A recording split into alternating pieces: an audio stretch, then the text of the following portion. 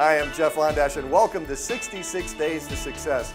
You know, over the last couple of months, we've talked about setting goals and about attaining goals and dealing with the pitfalls and the little failures that you deal with along the way, hence the name 66 Days, because it takes 66 days. I know I keep saying this, but it takes 66 days to build a habit within your body so that you could get on your way to attaining a goal. But we've never really talked about what do you do if you attain your goal. So we've got a great interview today with a young man that I know very well, and he, as a young boy, set out with a great goal. He achieved that goal later in life, about 10 years later actually. And then what did he do? He went on and set more goals and tried to achieve them, failed at some, succeeded at others. But instead of me telling you all about it, we're going to go right to a person who actually did everything that we're trying to do. So sit back and listen, and this is a great interview. I think you know this guy. He's from Youngstown, Ohio. His name is Raymond Boom Boom Mancini. As a young man, he aspired to be a world boxing champion for his father and for himself, but mostly for his dad. It's a tremendous story. It's world renowned. He's a beloved man throughout the Mahoning Valley, one of the nicest guys you'll ever meet, and a very successful guy with some really good advice and insight. And he's got a lot of good things to tell you on how you could set your goal, attain your goal, and then deal with attaining your goal and going on with your life. So sit back and enjoy this interview with Raymond Boom Boom Mancini, and I'll be right back with, he's a tremendous guy. I love Ray. We'll be right back.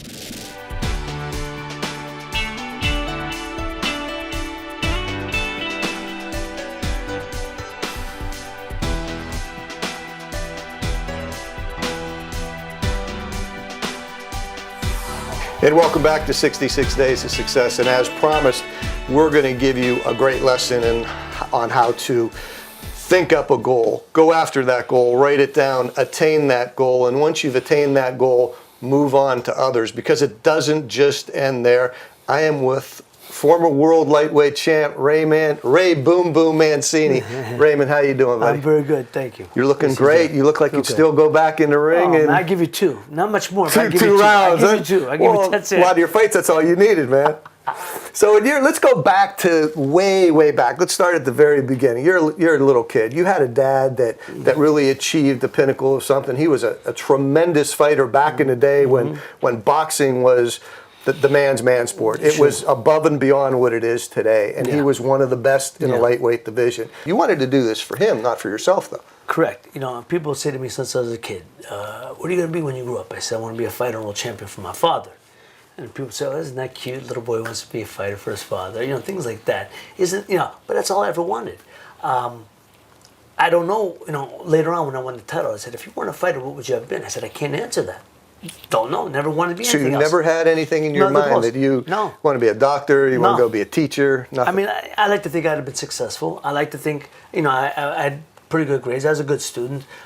Played some baseball? I played sports, baseball, basketball, and football, and slowly had, little by little give up the football because they want me to put the weight on. I said, put on weight, I got to make weight, right. Basketball was during the same time as the Golden Gloves, so that wasn't working.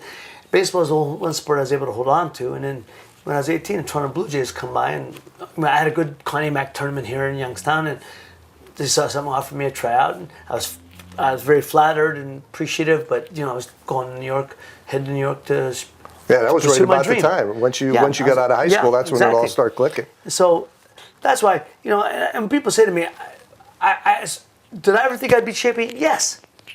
Yeah, no doubt in your mind. Because why would I get into this business? This isn't a business. You don't try boxing. You always say, you don't play boxing. And people always say to me, one thing I learned, boxing picks you. You don't pick it. It's one of them sports. It's all I ever wanted to be. It's just something, when people say, oh, I think, my son, he's thinking of becoming a fighter. I'm saying, no, that's the wrong thing. When they tell me, hey, my son wants to go into fighting, can you talk to him? The first thing I say to these young kids, I go, why? I said, well, why do you want to be a fighter? And I get a variety of reasons. To meet girls. I said, no kidding. Get a personality. Yeah. I said, well, to be famous. I said, no kidding. That lasts about 10 minutes, if that. then this and that, to make money. I said, then go get a job, go get your education, go to school, get your education, because that's the only way you're going to get a real job that you can be your own boss. Because in the boxing business, 10% of any fighters make money. 10% of that 10%, which means 1% overall, are able to sustain a living without having a second job. That's it. So it's not a field that you go and say, well, there's a lot of people being successful there. No, on the contrary, very little. So, I try to get that education. First of all, even if you're going to be able to get that education, go to school. You could train and go to school at the same time. It's hard, but if you have a desire to do it, you'll do it. It was just something I wanted. I mean, I've been very blessed. I'm very blessed. I've pursued it. I left home because I know I had to leave here. I wanted to be my father. He went to New York. I wanted to go to New York. But I realized that was the only place I could be. And there was nothing here for me. And he told me, he said, if you stay here, you're going to starve, Raymond. I starved. And to pursue it, there was only two places at that time. It was New York or Los Angeles. Now, New York, Los Angeles, or Vegas. Vegas is the home for boxing, and everyone seems to be going there to train. But that's what I had to do. You have to. To me, I'm a firm believer that you got to leave home and to search for your dreams, search for your riches, so to speak. Because you stay home, it's a comfort level, and nobody makes it when you're too comfortable. You can't be hungry. They say you can't build ships in Kansas. And it's the same way. You have to go out of your comfort level. You have to take those chances. You have to make changes in your life if you want to better yourself. That's for sure. And that's what the goals are all about. And it's really kind of neat that's the only goal you had and nothing else. And you focused totally on that. I mean, you really had no doubt in your mind that you couldn't succeed at this. No. And you fought at a time too.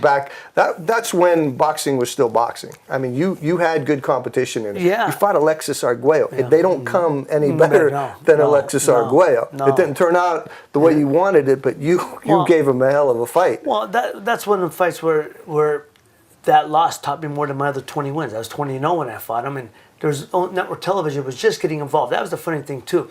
At that time, ABC was the only network showing fights, Wild World of Sports, and then this new cable company, ESPN, starts showing fights, Tuesday night fights. Oh, great! Okay, that's it's getting a different audience. And then CBS got involved in the 1981, and they want to showcase the lightweights. Oh man, I hit the juggernaut. It could have been any other division, but the lightweight was what they want to showcase. And they started doing a tournament, a 10-man tournament, which I was part of. And we're the winner to fight Alex Arguello. So it just worked out. I mean, the timing was right. And, I'm a firm believer, timing's everything as far as life and love. Timing. And I was fortunate to come at the right time. Hey, look, if my father would have been my father, he'd have been $1 million fighter. His style, people had loved him. And so it was just happened to be me. And it caught on, the story caught on. And I've learned, one thing about show business, you could have talent. Talent has very little with getting you the gig. That's right. A lot of people have talent. A lot of people have talent. A lot of people with a lot more talent make it and don't make it, excuse me. That's exactly right. My father taught me breaks and connections. He said, Raymond, breaks and connections, what you need. And it's the truth. I had a manager who was able to make moves, and I was a winning fighter. You can't make moves if you're not a winning fighter. Yeah. And there was a story. I wanted to win that title for my father, which was no bull crap. It was the real deal. And Dave sold that story. And eventually the networks caught on to it. But I tell people, they said I used to hear a lot. I was a television product. I was made, television made me. I go, I get a kick out of it. I said, yeah, of course. They put me in the homes of 60 million people domestically, over 100 million people worldwide. But if you're a losing fighter, there is no story. I'm not on TV. I like to think I could fight a little bit. I was a winning fighter, and that's what I'm laughing because if I'm not a winning fighter, there is no story. When I'm not in a story, I don't get to view, audience viewership that we were able to gain. So it all goes hand in hand. That's entertainment. That's it's show business. And one thing I learned about show business. First thing I learned is business comes along for the show. Business comes along for the show. You have to understand show business. Learn the business side. Do you know everything else happens? And that's boxing. That's the business, boxing. I was good for ratings.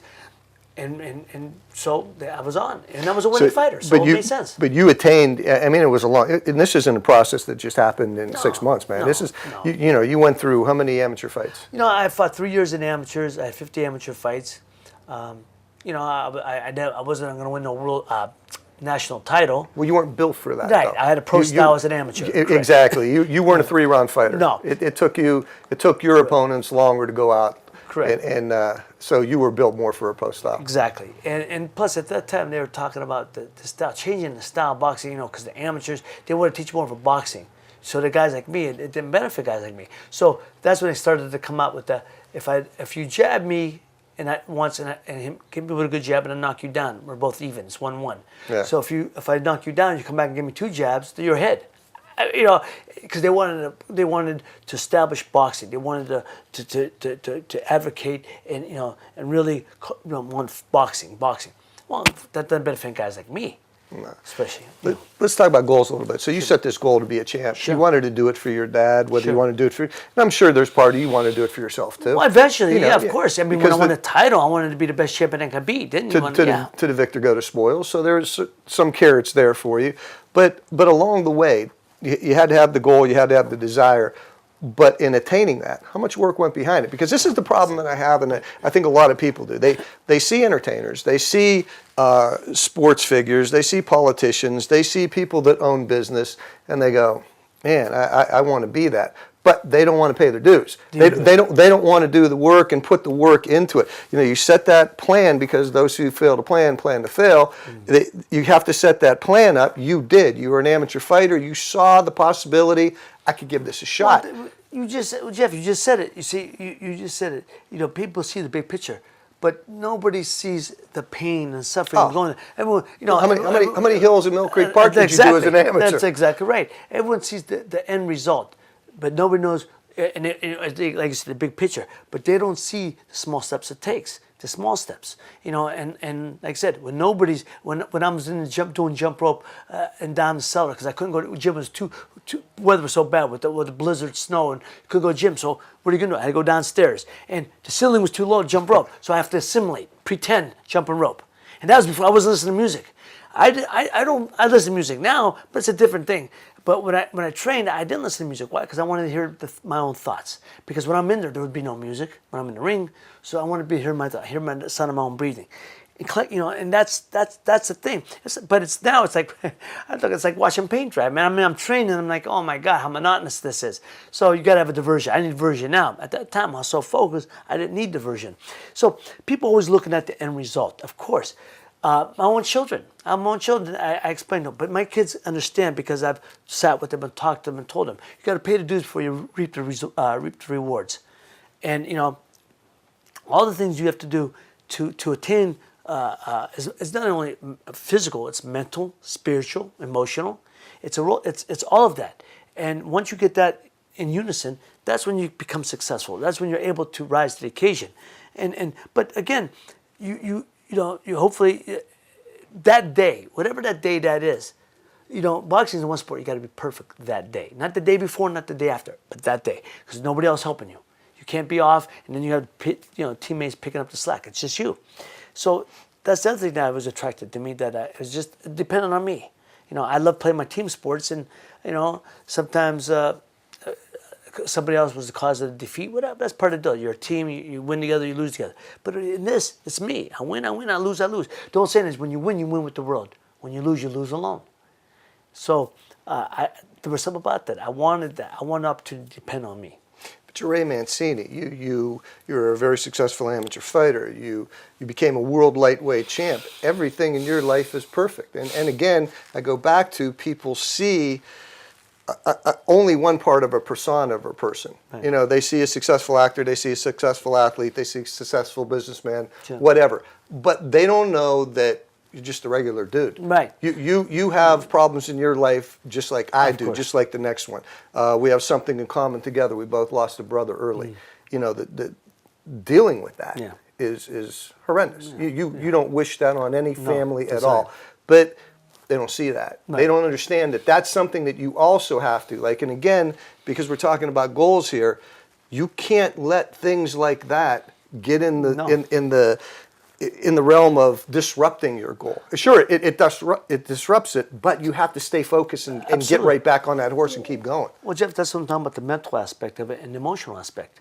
If you're not made for that, then you can't. You talk about the many people who've succeeded from Youngstown. The one thing I learned, my father taught me, Raymond, you got to go. If you stay here, you're going to starve. He didn't mean the town was a bad town, but I got a job in the mills or whatever because we thought the mills were going to go forever, Yeah. right? But one thing, there was another saying if you go fishing, you got to go to the water.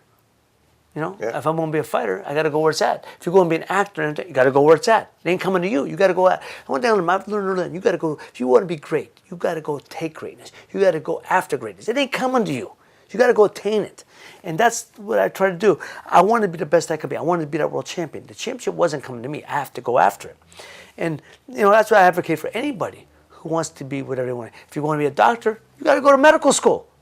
Simple as that. Lawyer, you go to law school. I mean, it ain't rocket science. If you want to be a rocket scientist, you got to go to school. You got to go to school for it. Go be a physicist. That's it. But let's take one step backwards and let's take it down and not make it so much as a lightweight champion. What about the person out there you're just trying to quit smoking, or you're trying to lose some weight and you attain that? You can't just stop there, because once you've attained that goal to be a lightweight champ, getting there was a battle. That's right. Staying there is twice as hard. Yeah. So if you've lost that 20 pounds or you quit that smoking, that's great. Yeah. But staying there now and keeping keeping that maintained and changing that lifestyle so you don't go back to where you were, it's harder. So how difficult was for you? I mean, you attained that goal. What was harder, getting there or staying there? Staying there. And Really? I'll tell you, because I always tell people, because when you're going after it, you're the hunter. Once you achieve it, you're the hunted. And man, there's a lot more people coming after the hunted than they're the hunters. There's a lot of people that are hunters, but when you're the guy who's being hunted, that's difficult, man, because they're coming at you from all different angles, man. And you got to prepare. You can't have no off night. You can't rest, so to speak. You have to always keep your eyes and ears open. But you didn't win every fight. So let's No, talk about this yeah. then. So you had setbacks. Yeah, of course. And the reason this is called 66 Days of Success is there's a study, and it says if you're going to go attain any goal, you're going to fail in the first couple months many, many times. You're going to eat that Twinkie, you're going to smoke that cigarette, you're going to have that beer. Things are going to happen, and that's the process that you're train your body to make success a habit because of those failures. So if you eat that Twinkie, okay, you get right back up on it and you keep going. And after about 2 months, your body has now formed a habit where it's nice and easier for you to make this part of your lifestyle to succeed at whatever your goal is, no matter what it is. So you did that. You basically trained your body to get to be a fighter and stayed there and then attained the championship. That's when it became a little bit more difficult then. Well, but you just said, the physical part. See, I always said, one thing I learned, the body's the army, the mind's the general. The body will do whatever the mind tells it to. It's the mindset, it's the mental and the emotional that you have to prepare, and you have to manage, and you have to perfect. That's the mindset. Because there's how many days it's so easy when you get up in the morning and see it's raining and snowing outside. Hey, it's raining, jumping back into bed. That makes it gives you an excuse. When I was training for the title, training for the fights early in my career, I had a reporter send me local. He said, Raymond, he said, people tell me they see you out when you're an amateur, now that you're a young pro. You used to run, you're running in blizzard snow and pouring rain, torrential rain. I said, yeah. He goes, why? I said, because I know the other guy ain't. And if he is, he better be. That's the mindset. I tried to do things when I knew the other guy wouldn't. Human nature, it's easy for human nature to as you said, to cheat when you feel you're in good shape. But there's that desert. I could cheat. Well, if you cheat at one time, then you're going to cheat at something else at another time. I abstained from all that stuff. The one thing I'm proud of is you beat me, but I never beat myself. I didn't cheat myself. I didn't fall back and eat the wrong foods. I didn't fall back and go out and bang around with my friends at night. I didn't go hang out with the girls at night. I didn't do that. I maintained the lifestyle of a fighter, a Spartan lifestyle of a fighter, because that's what I had to do, and because that was the only way I'd be successful. Because one thing I learned, Murphy Griffith taught me, He said, young man, I'm not going to tell you all the things you're supposed to do and what you ain't supposed to do. You're a professional. You're supposed to know better. He said, young man, because one thing you always remember, when you get in that ring, it's your ass, not mine. Yes, sir. That's the bottom line. Where are your friends then? Yeah. So that 10 seconds of ecstasy ain't going to worth the 10 years of misery. So I didn't do that. That was one thing I was proud of. I was able to be mindset, locked in when I had to be. You know, when I didn't, I had a good time, enjoyed my friends and things like that. But that's the thing. So, like, talk about my brother. My brother passed. I came back for that funeral. That was the hardest thing in the world for me to have to leave. I talk about it often. To get in that car to drive to the airport, leave my parents, my mom and dad crying. I didn't have to go. I don't have to go. My father said, no, Raymond, you got to go. You got to get on with your life. And I always say that's the longest drive of my life. From here to that Pittsburgh airport and getting on that plane and going to New York was the longest I've traveled. You know, there was an hour drive, an hour flight. It seemed like forever. But once I was able to do that, and I told my manager right when I got back, give me a fight right away. I got to get a fight. I got to get back into it because I was training for a fight. That fell through, and then it was funny is I came home the weekend before because the fight fell through, so I took a little day off and I just went back, and then the following weekends when I got the news that he got killed. So these are things, but it would have been easy to shut it down then. But if I didn't get on, if I didn't go back at that moment, I would never get on with my life. You say if you sulk and if you mourn too much that you can't find yourself again. I would never find myself. The only way I had to find myself is get back out, into the ring and start training. And one of the things that we talk about too on the show too is that it's great to have people pat you on the back. It's great to say that, hey, you look great, you lost some weight, or I'm really proud of you. You quit smoking, or hey, I see your book's coming along really good. This is really great. The pat on the back is nice, but it still doesn't get it done. The only person that's going to accomplish what you want to accomplish is you, correct? Absolutely. And what you're talking about is focus, and you can never lose focus. You will, because you're going to have little setbacks because everyty does. It's just part of life, man. It's part of life, growing old, the whole bit. But you have to, at the moment you have that failure, recognize it, and then say, okay, I screwed up, and get right back on it again. Well, no, Jeff, it's funny. I always tell people always say to me, what was your greatest strength? Your physical, I said, my mental. One thing was the greatest strength was my mental capacity, because when my brother passed, I was able to go back, and I was in the ring 3 weeks later. I lost Arguello. I was heartbroken. I was back in the gym less than 3 weeks later, and I had a fight. And that was October 3rd. My next fight was December 26th, day after Christmas. Now, again. And that was what, 13 rounds? 15. Oh, you went 15? That was the 5th round. Yeah. Oh, Okay. I lost in the 14th. Oh, yeah. But that's what, see, I tell people, the true championship distance is 15 rounds. Right. That changed the course of the history of boxing. If it's 12 rounds, I win. I was beating him after 12. And the same thing with Bramble the first time. I was beating Bramble after 12. So according to that, I'm undefeated. But that's why the true championship distance is 15 rounds. But I told, after I got Arguello, I healed up, and I went right back into training. And that doesn't happen today. No, these guys take months and months off. Why? You're lucky to sometimes get a champ to fight once a year. And now, there's some of these young fighters, they bought in, they got this PBC, Al Heyman. He's paying these guys to sit, and they buy into it, and they make a lot of money just sitting. But they fight me once, twice a year. You can't learn your craft. No. Can't become great. No. In fact, they ain't gonna know your name 10 minutes from now. Once they retire, people ain't gonna know their name a week later. But they don't mind it because they're making money. I always thought there was a lot more than money. The idea of being known for down, in generations to come. You hear about the great fighters. You're going to hear about the great Marvin Haglers and Ray Leonards and Roberto Duran. Or Lex Arguello. You're going to hear about them for generations. So I liked you a lot, but Hagler was my idol. Oh, Marvin's one of my dearest friends, man. Really? I understand. I loved him. Then I need his autograph. Oh, man. He was my idol. I have to fight. I haven't seen Marvin in years now because he went to Italy.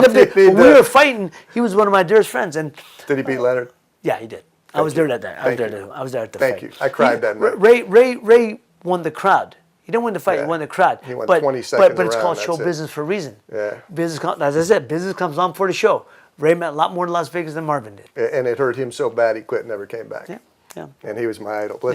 Sorry, didn't mean to digress there, but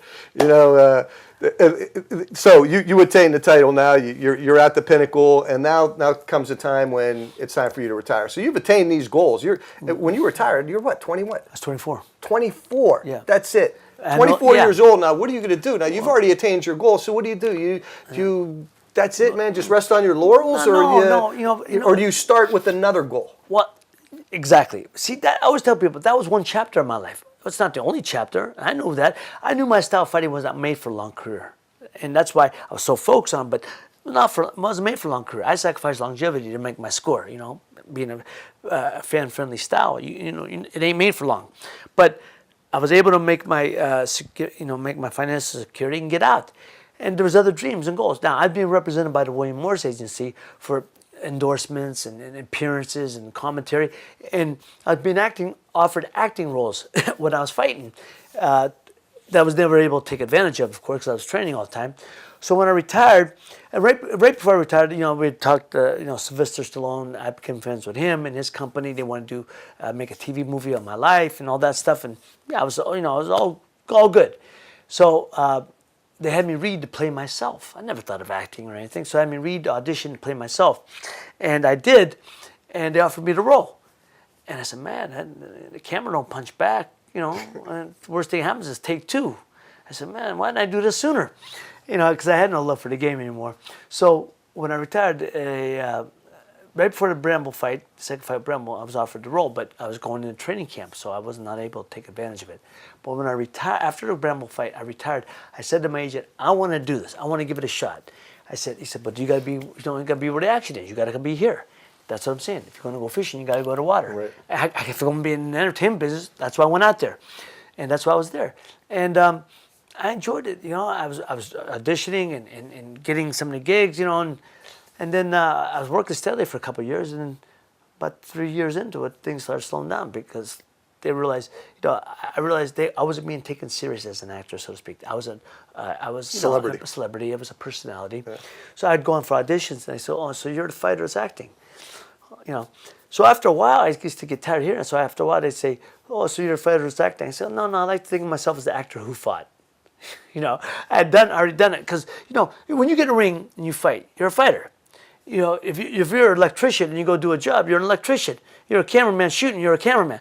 You go and do an acting, they don't call you an actor. If you've done several TV movies or several acting TV spots or a couple movies, they still don't call you an actor. I mean, it was like, ain't I doing this? So after a while, I said, no, I'm the fighter. I'm the actor who fought, and even that stayed with me for years, and that's why I got into producing. But again, it goes back to reestablishing your goals, resetting your goals. I knew going the direction I was going, it wasn't going to happen for me. And there's a lot of guys that turned around and went back home, turned around and got out of the business. I said, no, I chose this business. I'm in it now. So I got to reestablish myself. And the only way, going on, I used to go on to auditions, and even when I was acting, I'd be on the set. And you want to learn who everybody is. Say, who's that guy? That's the cameraman. Okay, that's the sound guy. First two guys I learned to make friends with, cameraman and sound guy. It'll make you look good and it'll make you sound good. Everybody else, it didn't matter, right? And then you start learning about who everybody is. Then find out, who's that guy? What is the producer? What does he do? Well, he's the one who finds the property. He hires the actors, raises the money. He's the one who hires us.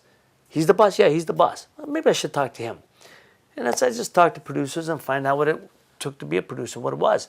And I learned early on that it's all on you. You either create it or you don't. And I like the idea of creating, but I also learned that it's success by relations. A producer don't do it himself. He's got to hire the right director. With the right director, you hire the right crew. With the right crew, with the right director, you get the right actors. So it's a collaborative effort, and I like that. And so I tell people, one thing, I've learned through business, many things I've learned. Let those who do. I don't do what you do, Jeff. You don't do what I do. If I'm a producer, people say, I'm a producer. Do you direct? I said, no, because there's guys who do it, and they do it very well. Are you a writer? No. Can I write? Yeah, I can. I have written, but they're writers, and they do it very well. I hire those guys. You know what I'm saying? I do what I do. I produce and I act, in some things I produce, not everything, but some things. And for me, I learned early on that nobody was coming to me with scripts. They weren't coming to me when they think of actors. They weren't thinking of Ray Mancini. So I had to create for myself and met writers, and talk to writers and used to read some, I like to think I know what a good script is, and I say, oh man, I like this. Can I do something with it? And they go, oh, well, I said, you guys got to eat too. So I give them some money, and they always appreciated that. So later on, when these guys hit, they remember me and say, look, Raymond, you were good to me when I was on the way up. I got something you might like, and give me, a property. And it's just, it's a process. Look, I'm nowhere near where I want to be, nowhere I thought I'd be farther ahead. But I've taken a long road. You picked two of the businesses. Yeah, the worst business. Yeah, I went from the frying pan into the fire. Exactly. Trust me. So which one's worse? Oh, entertainment's worse. Way worse. Because in the fight business, I control my own destiny. I win. I lose. It's in my hands. In this business, you control very little. All you control is your work. And what ends up on screen, you have no control over. That's up to the editor, the director. Dustin Hoffman, I met him years ago, and he said to me, so what are you doing now? I said, well, I'm in your business. I'm in the entertainment business. He said, oh. He said, in your business, you get knocked down your ass, you know it. In this business, you can be knocked on your ass for years and never know it. And then I laughed at it, but it's the truth. That's the truth. You could be knocked on your ass and never know. Because you don't know who's hot. You think you're doing good, and nobody's calling you. And the business is really always 6 to 9 months behind.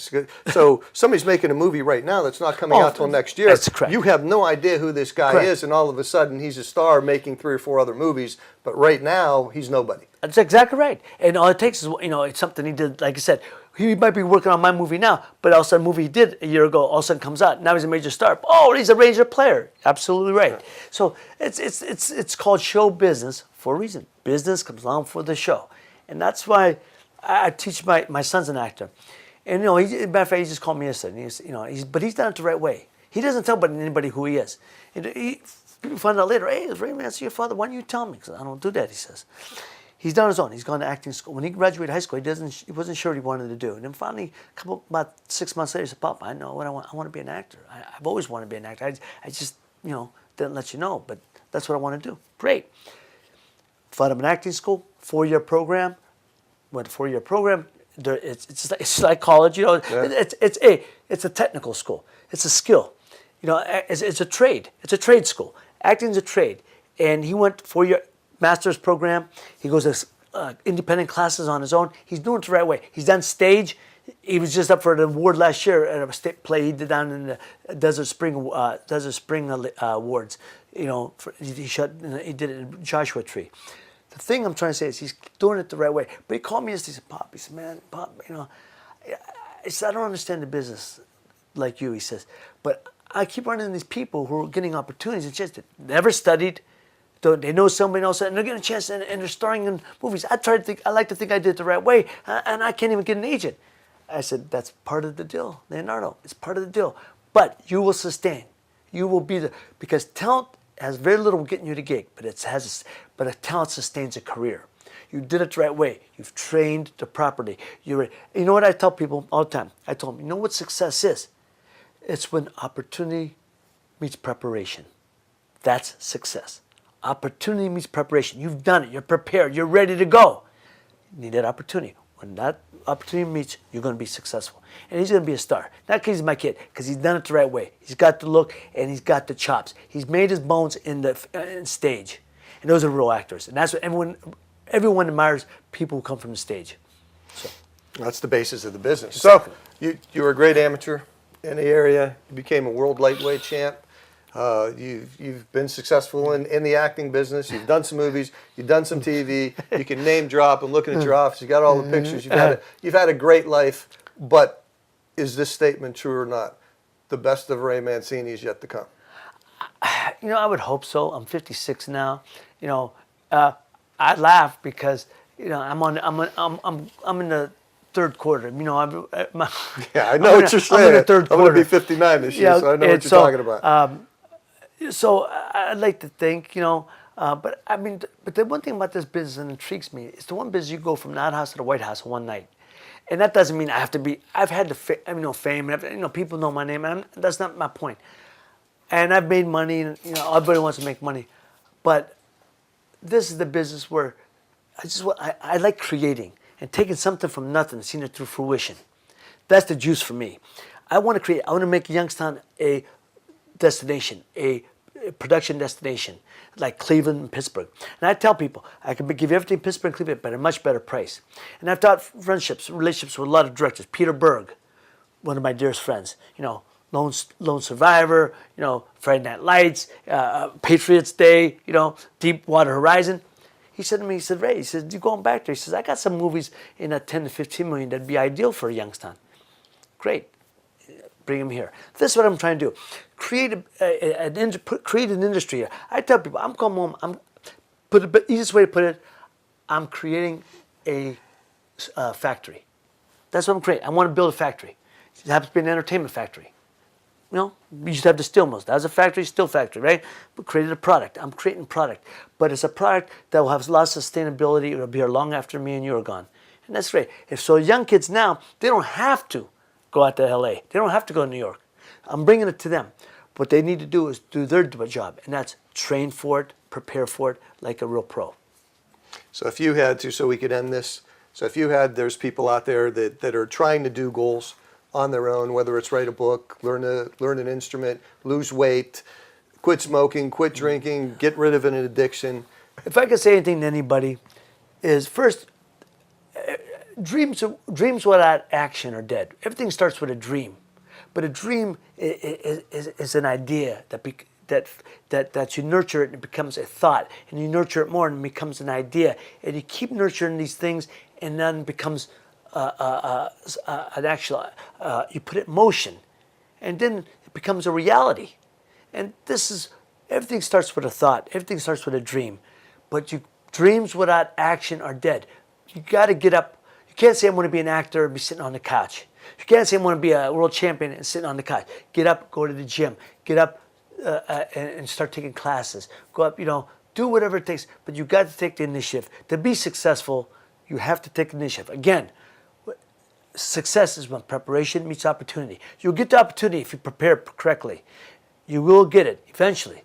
But when you get that opportunity, you got to be ready. So I admire anybody out there who takes a shot in life. I teach my kids take shots in life. Life's all about taking shots because, look, I failed much more than succeeded in business. Trust me, I have. I have no regrets, though, because I've taken the shot, And you're still doing it. And you're still doing it. You're trying to do this here in Youngstown, which is a great thing. But you also have other business interests that you're doing. You've got wine. I got a wine company. You've got now you're starting some bourbon. I have a bourbon company. We're getting these things ready. But these are things that I'm looking to be successful in also, and bring them to bigger, better stages. The wine to a national stage, the bourbon to a national stage, and of course, But people always say to me, "That's one thing. Are you still trying to produce?" No, I've produced. I've done it. I've produced four projects, major projects over the last 15 years. Now, that doesn't sound a lot, but in the entertainment business, that's a lot. But there's a lot more to do. I always get a laugh. I always laugh. I always tell my favorite story. My wife saw me in a play when we were going together. I did a play off Broadway. I did not off Broadway in 1992, but she saw me resurrected it in 2013. And this time, I did it with my son Leonardo, who's the actor. Now, when I did it initially, he was born. During the play, he was born. Now, here 20 years later, boom, I'm doing it with him on LA. And it was a great run. And we're looking to do it here in Youngstown. I'm actually looking to bring it here to Youngstown.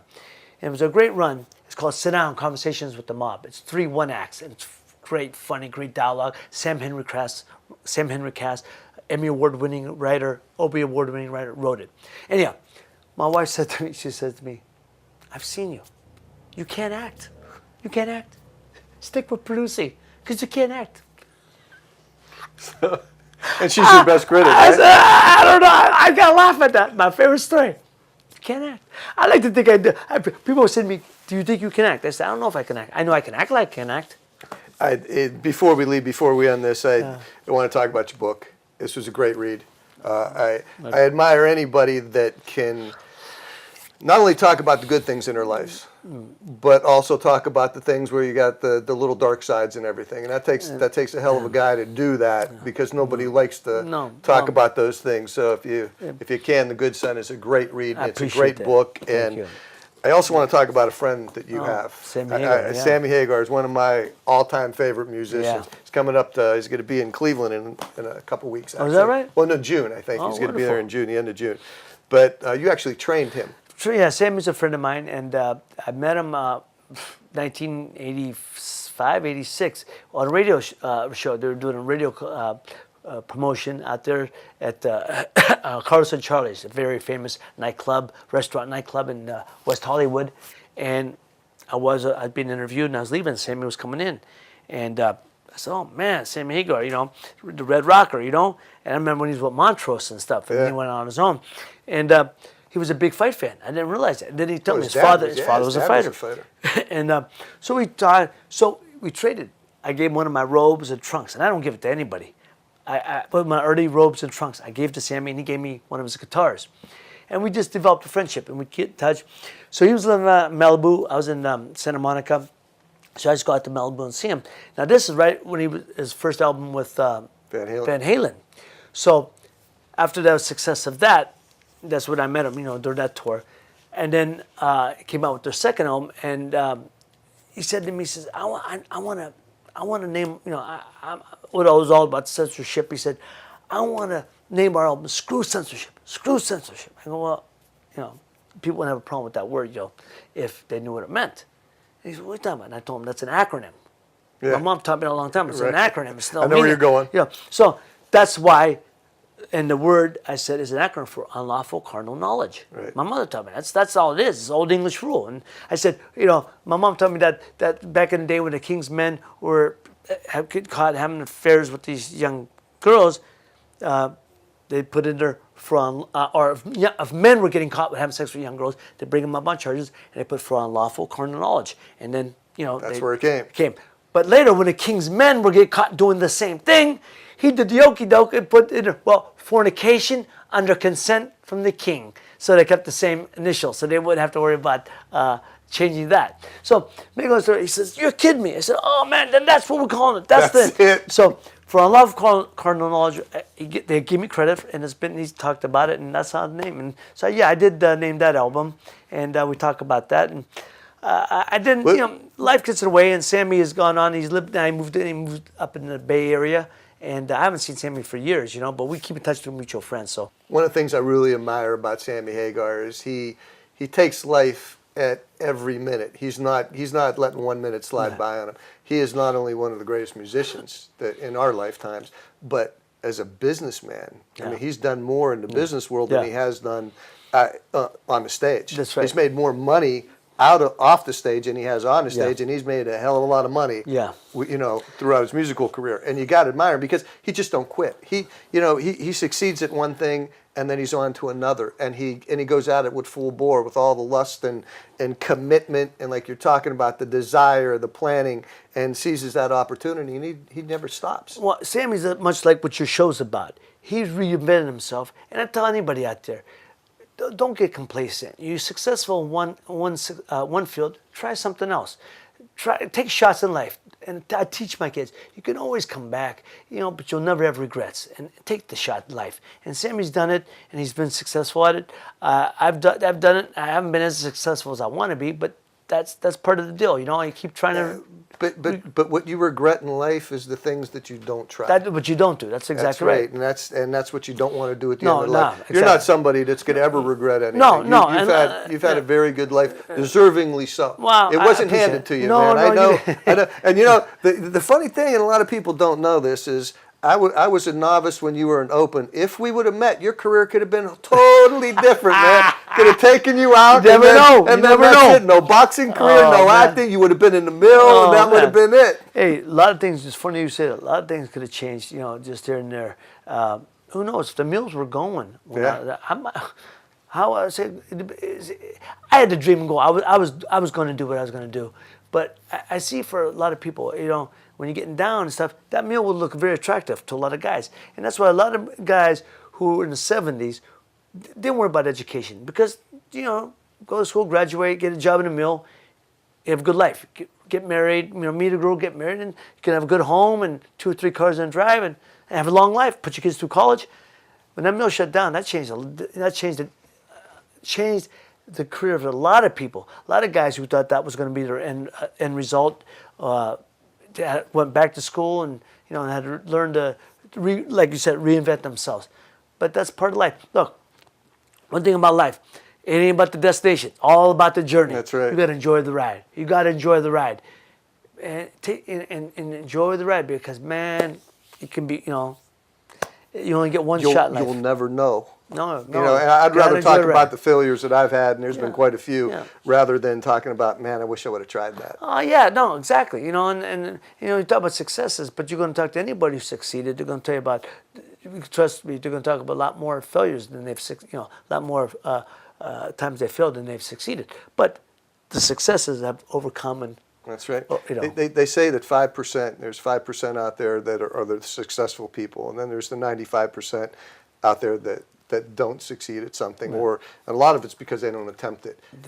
And even if you're part of that 95%, don't look at the 5% that has succeeded as it was handed to them. Don't envy them. Look at them and hold them up a little bit and try to emulate them. Man, you want to be that. That's what you want to do. You want to go out there. You want to struggle. You want to pay your dues. That's right. And because nothing comes easy. No. If it was easy to lose weight, we could snap our fingers and do it. If it was easy to get rid of an addiction, we could snap our fingers and do it. It all comes with the cost. It all comes with dedication and, it's a price. Motivation. We all pay a price. We all have to right. pay a price for success. Anything worth having is worth it. Worth paying the dues for. But here's another thing, Jeff. I hear about this all the time. People say, Raymond, don't you wish we go back to the simpler things in life with this computers? That drives me. I can't use a phone. I want a simple, flip phone. I go, no. Them days are gone. If you keep looking behind, you ain't moving that forward. That's right. Don't say that you can't move forward if you're looking behind. I said, there's more successes, millionaires and billionaires now than ever before because of that computer. And get that education. So anybody who's a young, get that education. Learn to be. I'm not computer savvy. I wish I was, but that's not my game. But the one thing I learned about business: hire those who do. So somebody who's computer savvy, I hire them to work with. All the successful people out there have one common trait. That's putting in the right people in the right position. That's exactly right. Can't do everything by yourself. No. Can't wear all the hats. It's a collaborative effort. So, but I tell anybody, young kids, get that education, man. So far, you go so many places and do so many things, but get that education. And so, reinventing yourself is a beautiful thing, and people are doing it all the time. So, and I'm trying, and it's all about the chase. Yeah, it is, Ray. Thanks, Thank you, brother. Appreciate it. Thanks a lot. My pleasure. That's going to do it for this edition. We're going to be right back, though, and wrap this up. This is going to be the end of this interview with Ray Boom Boom Mancini. He's given a lot to this valley, and he's given a lot to you right now in terms of some great advice on how that you could go and attain your goal and what it takes to actually stick with it and make that goal. Look at what he's done and accomplished in life and is continuing to accomplish. And he hasn't succeeded at every. I mean, you had a couple losses in the ring. Right. You had, hey, Stan. Look at this beautiful puppy. How you doing, Stan? That's going to do it. We're going to be right back and finish up this episode of 66 Days to Success. Raymond, thank you again, buddy. Take care.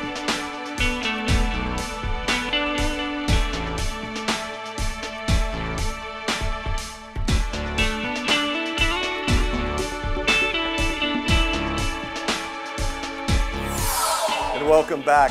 I hope you really enjoyed the interview with Ray as much as I enjoyed doing it. Ray is one of the nicest guys I know. He's the epitome of never forgetting where you came from. He's come back from California to live in the Youngstown area and to do some good things right here at home, to give back to the community that he himself says has given so much to him. He's a model for setting a goal, working very, very hard and sacrificing to attain the goal and attaining it. So I hope you learned something from that, and I hope that you are not quitting on your goal. I hope that you're sticking with it, and I hope that tomorrow you wake up and just try to be a better person than you were today. We're going to see you next month with another great interview, and keep going, keep striving, and never, never quit. You have a great month, and we'll see you later.